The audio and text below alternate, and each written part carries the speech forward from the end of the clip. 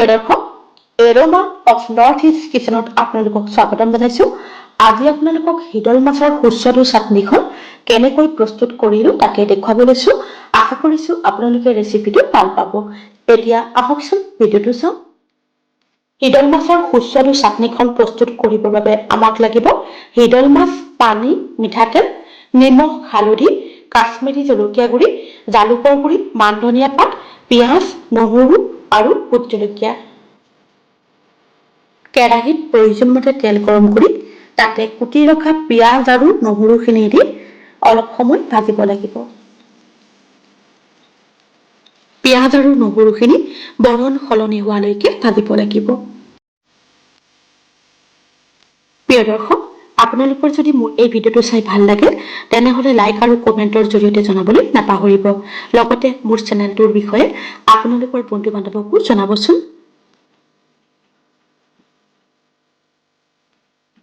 হিদল মাছখিনি ভালদৰে কেইবাবাৰো ধুই বাকলিখিনি আঁতৰাই লোৱা হৈছে।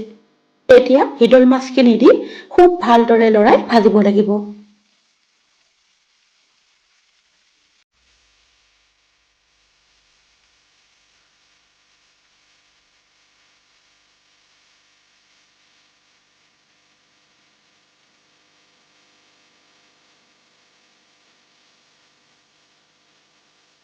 হিদল মাছখিনি ভাঙি পিঁয়াজ আৰু নহৰুৰ মিশ্ৰণটোৰ লগত বৰ ধুনীয়াকৈ মিলি পৰিছে। এতিয়া প্লেটত থকা নিমখ, হালধি, কাশ্মীৰী জলকীয়া গুড়ি আৰু জালুকৰ গুড়িখিনি দি ভালদৰে লৰাই দিব লাগিব। কাশ্মীৰী জলকীয়া গুড়ি দিয়া নিদিয়াটো আপোনালোকৰ নিজৰ ইচ্ছাৰ ওপৰত কথা। এতিয়া প্ৰয়োজন মতে পানী দিব লাগিব। মই এগিলাচতকৈ কমকে পানী দিছো। হিদল মাছৰ মিশ্ৰণটো এতিয়া ভালদৰে লৰাই উতলিবলৈ দিব লাগিব।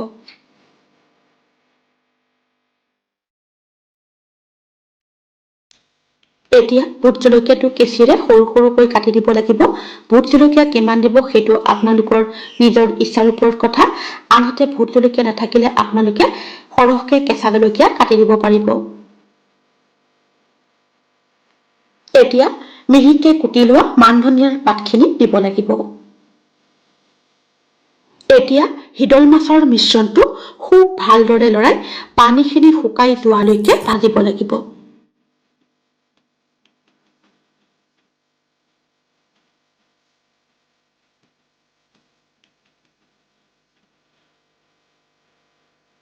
প্ৰিয় দৰ্শক, এনেধৰণৰ সুস্বাদু ৰেচিপিবোৰৰ ভিডিঅ' মোৰ চেনেলত আপোনালোকে চাবলৈ পাব।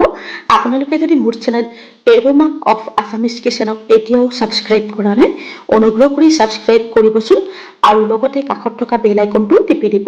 তেতিয়া মই পোষ্ট কৰা প্ৰতিটো ৰেচিপিৰ ভিডিঅ'বোৰৰ নটিফিকেশ্যন আপোনালোকে লগে লগে পাই যাব।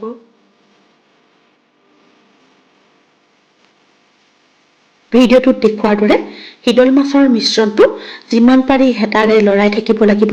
তেতিয়া হিদল মাছৰ কাঁইটখিনি ধুনীয়াকৈ ভাঙি গুৰি হৈ যাব।